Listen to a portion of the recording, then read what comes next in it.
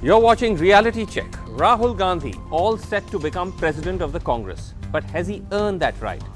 There's the political rhetoric for and against, and then there are the facts. As always in Reality Check, we discard the noise and just focus on the record. To look at how the Congress fared under the Rahul Gandhi era, we could use as a starting point 2007 when he was made Congress General Secretary, or in all fairness, 2013 may be a better year when he was made Vice President. Now, in 2013, the Congress had a national vote share of 29% and 206 seats. This is obviously based on the results of the 2009 elections. Today, it stands at 44 seats and a 19% vote share, the lowest vote share that the party has since independence, a dramatic drop.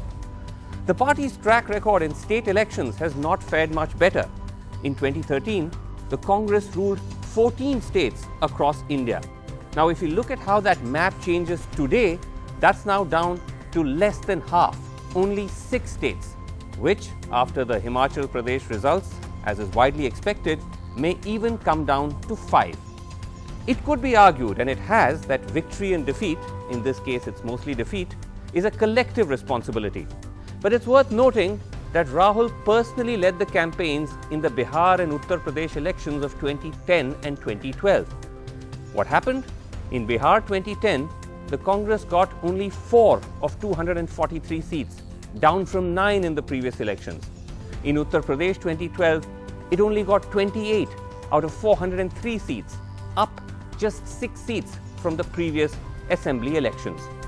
So to sum it up then, could the Rahul Gandhi era be called the Congress's X factor, which means if you overlay the graph of his ascent within the Congress and the Congress's performance, it looks like an X, with Rahul's graph rising and the Congress's stock dropping.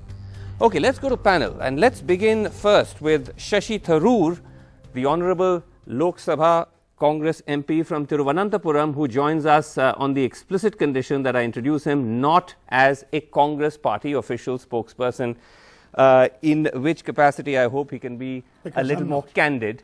Shashi Tharoor, now with that sort of a record, if Rahul Gandhi was not a Gandhi, would he have been elevated to the president of a national party? You know, Vasu, I think you're becoming unusually simplistic for someone like yourself, because by the implications of what you're saying, yes, when Mr. Vajpayee led the BJP to 2 seats in the 1984 elections, yes, he should promptly have been dispensed with. When he and Mr. Advani proceeded a few years later to up the numbers but still fall woefully short, he should again have been dispensed with. And you would never have been seeing the BJP persist with him until he led the party first to an attempt to form the government in 96 and then to actually form the government in 98. Okay. The point about Indian politics is that pretty much every Indian political leader, yes, whether at the state level or at the central level, who has known political success, has in fact also experienced defeat. That's simply the nature of our politics. And we have absolutely no example in our country of anybody who is completely unblemished by this process of ups and downs. But I think Rahul will show us some ups as well. Okay, but that's the question I was going to ask you, because in the graph or in the numbers that we've showed, there are no ups, there are only downs.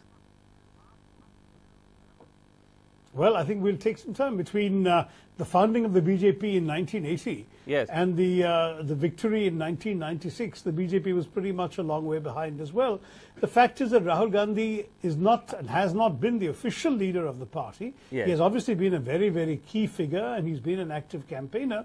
But a lot of the decisions taken by the Congress party, by Congress governments, were not his. I think now that you're going to see him as president of the party, there'll be a different level of accountability. But Shashi Tharoor, I mean, the time period you mentioned for the BJP spanned almost 2 decades. Are you saying it's going to take that long before we finally see Rahul Gandhi deliver? I certainly hope not. I am expecting that the voters of this country, who seem extremely anxious to see an alternative to the present ruling dispensation, will not wait that long. I have a feeling that we're already going to see some impressive changes, starting with the election results that are due this month. So I'm actually expecting that we will see that graph of yours changing very quickly. Now, when you mentioned Vajpayee, when you mentioned Advani, while they may not have managed to notch up electoral successes, they could at least be seen to have been active political leaders building a party, building an organization. If you were to name one tangible success of Rahul Gandhi today, what would that be? Well, there are plenty, but I would say particularly energizing the organization. This year he has created, for example, a couple of new cells which have reached the party out to constituencies that had previously been underserved. The All India Professionals Congress, which I have the honor to head myself, which is providing a platform to educated professionals to participate in the discussion of political issues within the party. The All India Unorganized Workers Congress, which is taking people like chaiwalas, footpath vendors, hawkers, giving them for the first time a collective strength and organization that had not been paid attention to earlier. You are seeing, in the shape of Rahul Gandhi, a vision for how to restructure and re-energize the party that doesn't just reshuffle the chairs, but actually creates whole new constituencies for the party going forward. Well, it doesn't seem to have delivered yet, at least as we speak. I just want to ask you, in the last couple of months. I want to ask you, though, about the whole election. He's just becoming president today. I mean, all right. I want to ask you about the election process, which, I mean, it's not just a Congress. For most political parties in India, unfortunately, it remains a sham. Now, when we keep comparing ourselves to America as the world's two largest democracies, it's very ironical because the process through which they elect their leaders, the individual parties within themselves, is vastly different.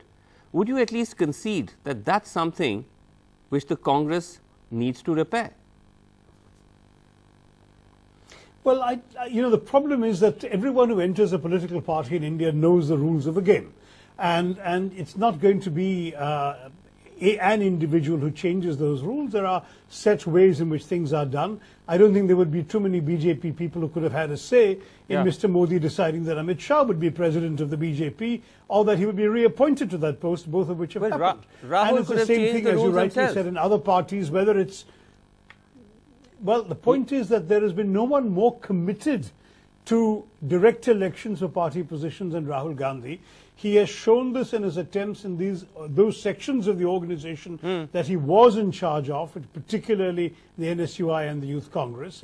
And we have both agreed that in my outfit, the AIPC, after an initial period of setting up the organization and running it for a couple of years, we will shift to an all-election model at all levels of the organization. He is very much committed to introducing electoral democracy within the party.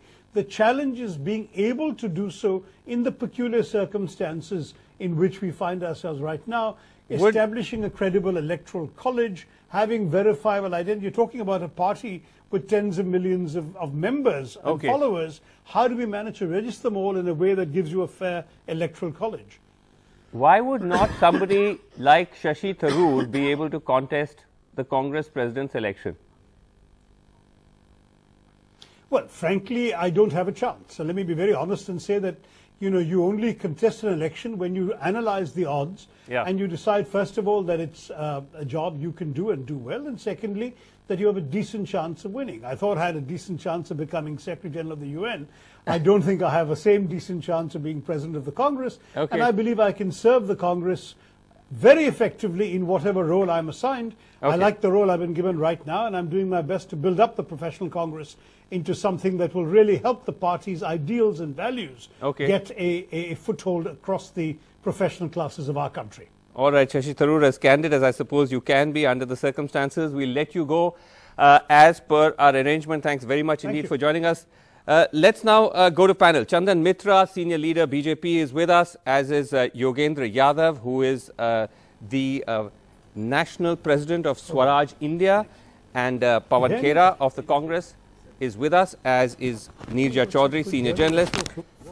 Chandan Mitra, if I can begin by asking you what you made of Shashi Tharoor's rather eloquent defense of Rahul Gandhi's track record when he says that, look, even the BJP leadership had to go through difficult times, but that doesn't mean that you drop them. Well, first of all, I would like to ask you, Vasu, is that why Mr. Shashi Tharoor behaved in such a high and mighty way, made his statements to you and disappeared before you had a chance to question him. So I think this is a very wrong policy on the part of certain Congress leaders. Yes. I'm noticing it of late that they just make these dramatic statements and just cut loose. Yes. They are not willing to face questions. Now, this is the typical Congress attitude now. Okay, they want to run away from people questioning them because this is absolutely, unacceptable in a TV debate. I agree that I wish he could have been part of the debate. I did try to persuade him, but he said he doesn't want to appear as a formal Congress spokesperson on a sensitive subject.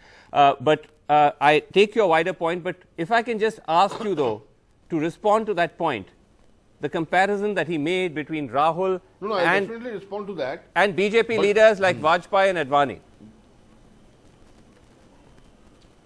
I'll respond to that, but let me also clarify that I am not here as a BJP spokesperson. Of course. I am a BJP member. Yes. You can call me a BJP leader, but I am not a spokesperson. Fair enough. Point noted. And as far as your question is concerned, there are, your question, yeah, parties go through ups and downs, there's no doubt. BJP was down to 2 seats, but you see, BJP painstakingly built up the party and under Mr. Vajpayee and Mr. Advani and bounced back in the very next election. But your statistics have clearly shown that since Rahul Gandhi has taken up any position of authority, Congress has gone down, down and down. But okay, I mean, anything that goes down, defying the law of gravity, may actually bounce back. I am not disputing that possibility, but so far there is no proof of that. In the Nehru-Gandhi family in the Congress, you see it is very clear that nothing succeeds like failure. Nothing succeeds like failure. Let me repeat, the more you fail, the more you seem to rise in the party's hierarchy. Can I just ask Yogendra to come in on that? Yogendra, is there anything that Rahul Gandhi has done, as Shashi Tharoor was arguing, which convinces you that there is some indication of a Congress revival from where they are today? Or does it just appear to be that the BJP, as many have commented, is moving from dominance to hegemony? Too early to pass a final judgment on that, Vasu, but I was actually amused listening to Shashi Tharoor, and I was wondering if he were to review this tape 5 years from now, a perfectly intelligent person bending over backwards to say things which I think he would have a big laugh at after a few years. Frankly, what has he done to deserve it? Well, as much as Sonia Gandhi did to deserve when she became Congress leader, as much as Rajiv Gandhi did, and for that matter, as much as Indira Gandhi did when she became Prime Minister. Right. The simple fact that we somehow don't talk about on television channels is that Rahul Gandhi's biggest achievement is that he chose his parents very carefully. He was born in the right family at that point, and that's his achievement. Now, that is not to say that I do not see any merit. You know, I had at one point, say 5 years ago, I had known him. I had spoken to him at length about several things. Right. I felt that he was more intelligent than most people credit him with. But intelligence is not the thing today. That what is required is vision. The question is, does he have that vision? Right. I found him sincere, more sincere than most political leaders that I have met in my life. But that's not the point. What is needed today is tenacity. What is needed today is the guts. Yes. Does he have that? He could understand, but that's not the point. The point is, can he communicate? Those are the challenges. So now, the same Rahul Gandhi could have been a great leader in 1984, yes, but faced in conditions today, he may not be the right kind of person. So that I think in a sense we are reducing the crisis of the system to that of a party and party to a leader, which is almost unfair. Pawan Khera, Rahul Gandhi at some point may have shown a promise, but everyone has been waiting for him to deliver on that. I mean, if you actually go back to when he became General Secretary, that was 1997, correct me if I'm wrong, which is now almost a decade. It's a decade of Rahul Gandhi in which time India's politics have changed. Perhaps he's the wrong man for this time.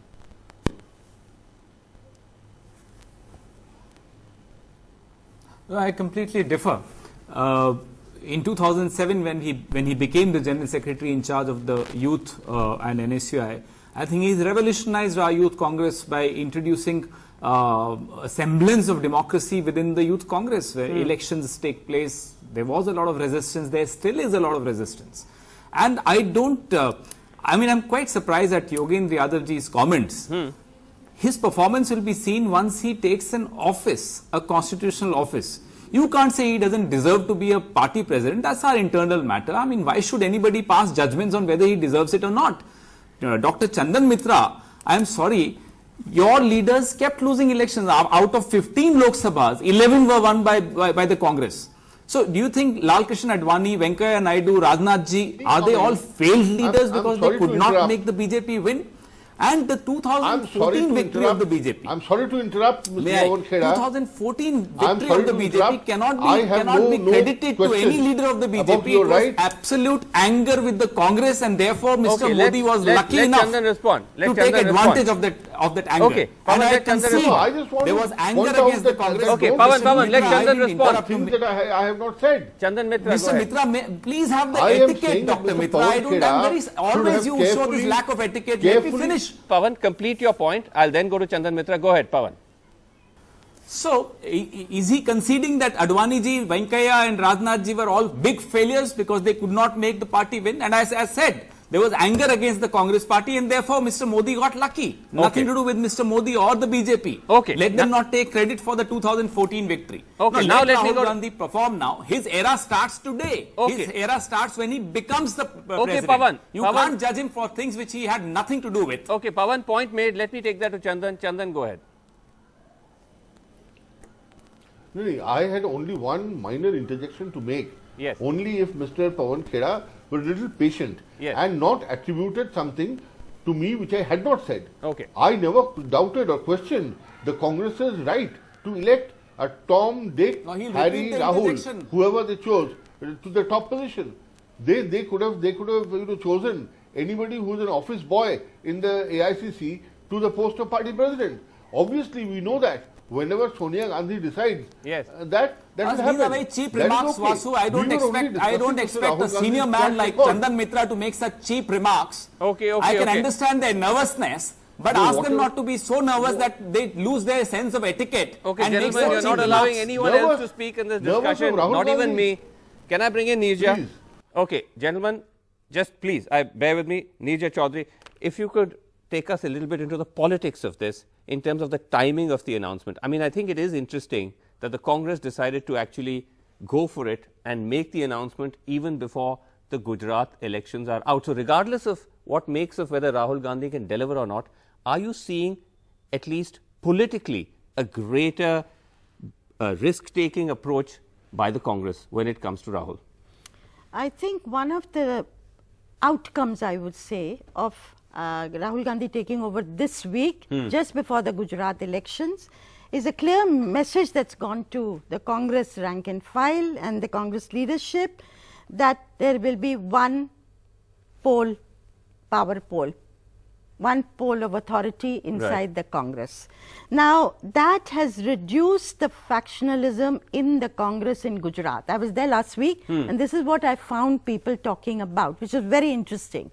Now, if Rahul Gandhi, if the Congress increases its tally in this election in Gujarat, even if it does not win, win the state, then Rahul Gandhi, say the Congress gets 80-85. Yes. Rahul Gandhi would have transited from being a Congress president to a leader. If he does not, and the Congress remains at 60 or slumps, then Rahul Gandhi is going to have a tough time. But isn't and there will be pulls and pressures. But the Congress and Rahul Gandhi himself had decided to take that risk. That's what I'm saying. That's a big risk to take. That's a risk. Well, there's never a perfect timing in politics. I mean, there's been enough of it. It's taken 4 years from vice presidentship to move to presidentship of the Indian National Congress. So there will never be a perfect timing for a politician to take over the reins of a party. Yogendra Yadav, to that extent, would you give credit to Rahul Gandhi that at least he has decided to take the risk and throw his hat in the ring before the Gujarat results come out, or not really? That's actually something you can say. Yes, certainly. Taking responsibility for one election is clearly a sign that someone is willing to take one's position seriously. But I view this particular move beyond the limited frame of Gujarat election and the number of seats that win. Frankly, I do not think if Congress does well, it's because of Rahul, or what Congress has not done well in the last 5 or 10 years is because of Rahul. Right. We should look at it in a larger frame. Today, what is the challenge of the country and what is the challenge for the Congress party? The challenge for the country is that we see a regime which is out to dismantle the foundations of Indian Republic. The challenge for the Congress party is that it has neither the will nor the roadmap to counter what is the biggest challenge to Indian Republic. It is at this point that Rahul Gandhi comes in. The expectations and needs are almost impossible. I do not know if any human being would be up to it. I found Mr. Pawan Khera saying, why are we questioning their choice? I mean, clearly, a party is fully within its right to appoint anyone. But I do remember that when Mr. Amit Shah was appointed BJP's president, people like me said that it has lowered the bar of what it means to be a national leader. Right. So in a similar vein, I think we are absolutely entitled to. And when we say that Rahul's biggest qualification is that he's born in the right family, yes. I don't know even Mr. Rahul Gandhi would wish to deny this. I mean, let's stop pretending that Congress looked around for the most competent person and suddenly chanced upon this person called Rahul Gandhi. I mean, let's be serious on a national debate. Let's acknowledge the basics and take things forward. Okay, Pawan Khera, we're just running out of time very quickly. What is the harm? Why can't we as the public question? You're free to appoint who you want, but why can't we question whether they're competent for the job? And I go back to the statistics, the graphics I started my show with. The facts don't suggest right. merit. My humble suggestion to Mr. Yadav, who I respect a lot, is please judge him after he starts performing. You are attributing failures to him which he But how long? had nothing to do with. No, but he's been vice president. He's been primaries. He's been vice president for 4 years. His era starts now. But he's been vice president for 4 years as a de facto president. His era starts now. Okay, last word. No, I'm sorry. Okay. This is when the Congress was at its peak last 10 years, right. Vasu, it was not Rahul Gandhi. When the Congress is going through such difficulties, Rahul Gandhi has thrown in the hat. That's the way it is. Okay, Chandan Mitra. Okay, fair enough. Chandan Mitra, last word from you. Rahul's era starts now. Don't judge him from the past track record. Do you buy that? You know, to judge any political leader or in any field, you have to see the past background. And past background, I think, does not evoke any great confidence. I mean, we are all waiting to be disproved. Mr. Amit Shah's Maybe background, Mr. Rahul his Gandhi will legal turn cases, out to be... Pawan, and yet that's not fair. He is the president of the party. What past background are you talking about? Interrupting? Pawan, that's not fair. No, You're not? interjecting. Why not? He interjects. You allow him to interject. No, I'll no, make a comment which I want to. I stopped him. I allowed you to speak. Now you that's not didn't stop fair. him from interjecting. You allowed him to interject. Now that's not fair. No, you did Chandan, not. complete He the point. finished his interjection. And by the way, all Tom, Dicks and Harrys have joined his party from our party. What is he talking about? Are running so scared. I won't let him speak because he didn't let me speak. I'm sorry, Vasu. They are really, at 6s and 7s. But let me tell you that dispassionately, you have to look at a person's past background before you decide whether the person is fit for the job or not. When you appoint a reporter in an organization, don't you look at the past background? What kind of stories he or she may have done? Of course. We all look at our personal background before appointing a person to a higher position of authority. Now that background does not evoke great confidence, but we'll all wait to be surprised. We'll wait to be surprised. That's a good note to end on. Thank you all, gentlemen. We're out of time, but do keep watching Reality Check. Back tomorrow at the same time. Thanks for watching. Good night.